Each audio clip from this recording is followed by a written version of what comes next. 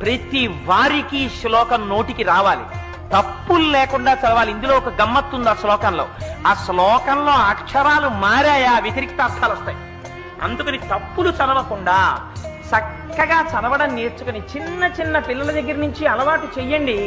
స్నానం చెయ్యగానే ఒక్కసారి అమ్మవారి దగ్గరికి వెళ్ళి ఆ కట్టుకున్న తువ్వాలతోటో అందులో బాలల భక్తికి అమ్మవారు పొంగిపోతుంది.